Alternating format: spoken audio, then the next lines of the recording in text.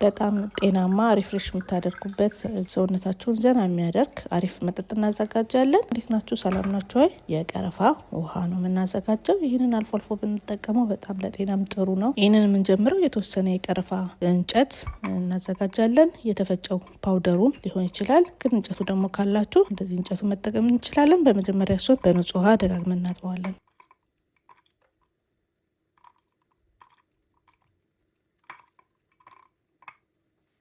ከዛ በመቀጠል ውሃ አድርገን ውሃ እናፈላና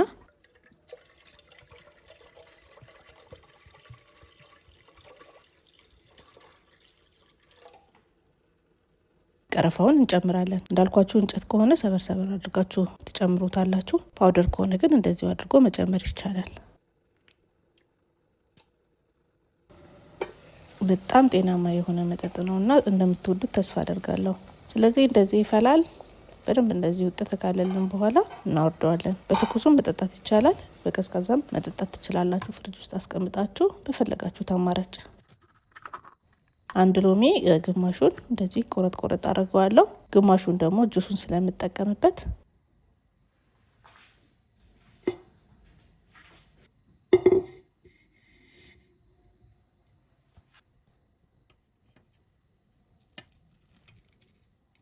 እንደዚህ በማጥለያ ጁሱን አውጥተን እንጠቀማለን ማለት ነው። በጆክ ይሄው እንደምታዩት እንደዚህ ጨምቄ ይሄን ያህል ወጥቶልኛል። ፍሬሽ ሎሚ። በመቀጠል ማር ነው የምናደርገው። 3 ሾርባ ማንኪያ ማር አድርጌበታለሁ።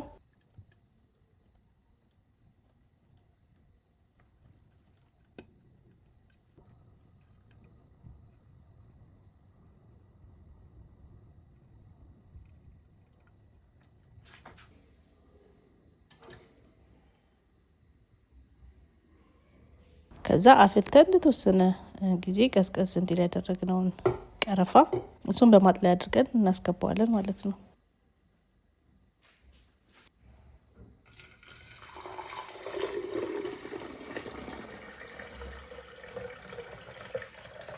ጣዕሙ ደስ ይላል። እንዳልኳችሁ በትኩስም በቀዝቃዛውን ፍሪጅ ውስጥ አድርጋችሁ ትኩስ እንዳለም ወዲያው መጠቀም ትችላላችሁ። እንደዚህ በደንብ እንቀላቅለዋለን።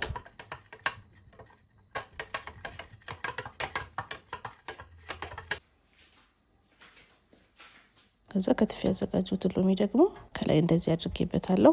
በተለይ በጣም ሙቀት ጊዜ ሲሆን ቀዝቃዛውን ብትጠቀሙት አሪፍ ነው። ጁስ ውስጥ አድርጋችሁ ቅዝቅዝ ነው የሚያደርገው። ስለዚህ እንደዚህ አድርገን የቀረፋ ውሃችንን አዘጋጅተናል። እስቲ እናንተ ሞክሩትና ሀሳባችሁን ኮሜንት ላይ አስቀምጡልኝ። ቪዲዮን ከወደዳችሁት ላይክ አድርጉት። ይጠቅማል ብላችሁ ካሰባችሁ ሼር፣ ቤተሰብ ያልሆናችሁ ሰብስክራይብ እያደረጋችሁ ቤተሰብ እንድትሆኑ ጋብዣችኋለሁ። የዛሬ ቪዲዮ ይሄ ነው። በቀጣይ በሌላ ቪዲዮ እንገናኛለን። እወዳችኋለሁ። ቻው ቻው።